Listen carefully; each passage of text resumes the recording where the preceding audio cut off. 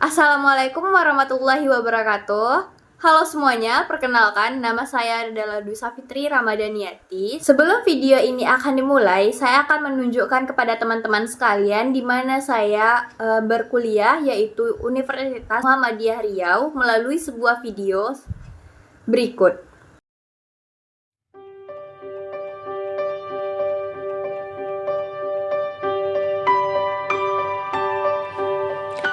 Selamat datang di kampus Universitas Muhammadiyah Riau, UMRI, berlokasi strategis di jantung kota Pekanbaru. UMRI saat ini telah terakreditasi B dan memiliki 8 fakultas dengan 26 program studi. Memasuki kawasan kampus utama yang berada di Jalan Tuanku Tambusai Ujung Pekanbaru. Gedung Rektorat UMRI bernama Gedung Kiai Haji Ahmad Dahlan. Pelayanan sivitas akademika berpusat di gedung ini.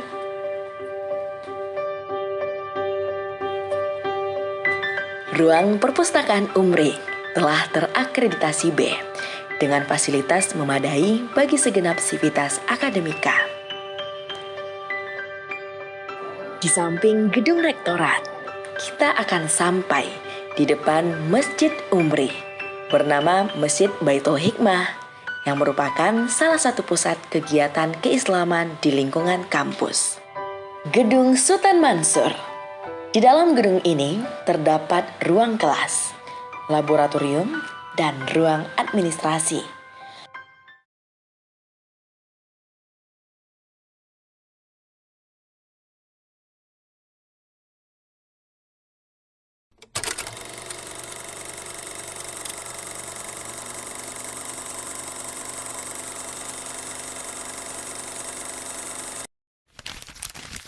Komunikasi bisnis digital.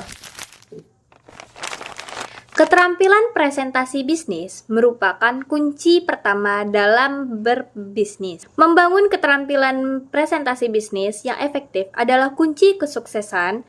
Komunikasi yang baik dan menggunakan visual yang tepat dapat mempengaruhi keberhasilan presentasi. Seberapa pentingnya sih keterampilan presentasi bisnis? Dalam dunia bisnis yang kompetitif, kemampuan untuk menyampaikan ide dan informasi yang jelas dan persuasif adalah kunci untuk memenangkan kepercayaan klien dan mitra bisnis. Oleh karena itu, komunikasi yang efektif dalam presentasi bisnis adalah komunikasi yang melibatkan bahasa tubuh, intonasi suara, dan kejelasan pesan, untuk memastikan bahwa pesan yang disampaikan dapat dipahami dengan baik oleh audiens. Menyusun presentasi terdiri dari pendahuluan, isi utama, dan kesimpulan. Di mana pendahuluan membuka presentasi dengan menciptakan minat dan menunjukkan tujuan presentasi. Isi utama adalah menyampaikan informasi secara struktur dan poin-poin utama dan contoh yang relevan. Kesimpulan, mengulangi poin penting dan mengajukan pertanyaan terbuka dan mengundang diskusi terhadap audiens. Berikut teknik menyampaikan presentasi bisnis secara persuasif. Gunakan bahasa tubuh yang tepat, gerakan tangan, ekspresi wajah, dan kontak mata yang kuat dapat meningkatkan daya persuasif dan menyampaikan presentasi. Sajikan data dalam bentuk grafik. Hal ini dapat membantu audiens dalam memahami informasi dengan lebih baik. Sertakan testimoni pelanggan, menggunakan kutipan dan cerita sukses pelanggan dapat meyakinkan audiens mengenai manfaat produk dan layanan Anda. Presentasi Anda akan lebih baik apabila penggunaan visual dan media dalam presentasinya. Presentasi bisnis dapat menggunakan gambar, video, dan lainnya. Dapat membantu menarik perhatian audiens dan mempertahankan minat mereka sepanjang presentasi. Dapat dimengerti apabila terjadinya rasa gugup saat presentasi. Hal ini merupakan hal yang wajar. Namun, dengan mempersiapkan diri dengan baik dan latihan yang cukup, serta fokus pada pesan apa yang akan disampaikan dapat membantu mengurangi rasa gugup. Menyampaikan presentasi bisnis dengan percaya diri dan profesional adalah kunci kesuksesan dalam presentasi bisnis yang baik. Memiliki pengetahuan yang mendalam tentang topik, bersikap profesional, dan merasa yakin dengan presentasi adalah faktor penting dalam membuat presentasi yang efektif. Komunikasi interpersonal dan kelompok. Komunikasi dapat berupa dari media massa, buku, kelompok diskusi atau pelatihan, seminar, dan sebagainya. Namun, komunikasi secara interpersonal adalah proses pertukaran informasi, ide, pendapat, dan perasaan yang terjadi di antara dua orang atau lebih. Contohnya, komunikasi interpersonal adalah seperti percakapan antar dua teman, percakapan keluarga, dan percakapan 3 orang.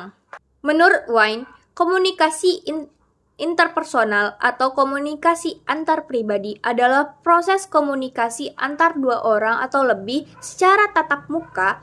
Ini memungkinkan komunikator menyampaikan pesan secara langsung dan komunikan menanggapinya pada saat yang bersamaan. Lalu, menurut Effendi, komunikasi interpersonal adalah komunikasi yang terjadi pada dua orang dan melakukan percakapan. Kontak tersebut bisa bertatap muka atau melalui telepon sehingga menimbulkan timbal balik. Ciri-ciri komunikasi interpersonal adalah menggunakan bahasa formal dan informal, memakai media tertentu, misalnya telepon, ponsel, atau email. Dilakukan dua orang atau lebih, sehingga terjadinya timbal balik. Lalu, bersifat terbuka dan komunikatif. Efektivitas komunikasi interpersonal adalah keterbukaan, empati, sifat mendukung, sifat positif, dan kesetaraan. Lalu ada pula fungsi dari komunikasi, menjalin hubungan sosial, pendidikan, persuasi, dan pemecahan masalah, dan pembuatan keputusan. Klasifikasi kelompok primer. Kualitas kelompok ini bersifat mendalam dan meluas. Dalam artinya, menembus kepribadian yang tersembunyi dan menyingkap unsur-unsur yang tersirat. Dalam kelompok primer, tidak ada pembagian peran secara sistematis karena komunikasi terjadi secara langsung dan sifatnya informal. Sekunder. Komunikasi bersifat dangkal, menembus permukaan luar dan kepribadian kita, dan terbatas hanya berkaitan dengan hal-hal tertentu saja. Dalam kelompok sekunder terdapat pengelompokan anggota yang terorganisir secara sistematis dan tujuan tertentu karena interaksi sosial secara tidak langsung, berjauhan, dan sifatnya kurang kekeluargaan. Etika dalam komunikasi bisnis. Etika sendiri berasal dari Yunani, ethos yang mengandung arti yang cukup luas, adat, kebiasaan, akhlak, watak, perasaan, sikap, dan cara berpikir. Etika merupakan suatu pemahaman mengenai tindakan yang benar dan yang salah. Etika memberikan panduan apakah suatu perilaku tertentu dapat digolongkan perilaku bermoral atau tidak bermoral. Peran etika. Etika memberikan dorongan dan mengajak setiap individu guna bersikap yang kritis dan bersikap rasional dalam rangka mengambil keputusan berdasarkan kepada pendapatnya sendiri dan bisa untuk dipertanggungjawabkan secara baik. Etika mampu memberikan pengarahan kepada masyarakat guna berkembang menjadi sebuah masyarakat yang teratur dan tertib dan damai serta sejahtera dengan mematuhi seperangkat norma yang berlaku guna terwujudnya kesejahteraan sosial dan ketertiban. Faktor-faktor yang mempengaruhi pembentukan etika ditentukan oleh faktor internal dan eksternal. Faktor internal adalah keadaan dari manusia itu sendiri yang meliputi kognitif, pemahaman ajaran agama, kecerdasan, latar belakang afektif, motivasi, minat, sikap, kepercayaan diri, dan kemandirian.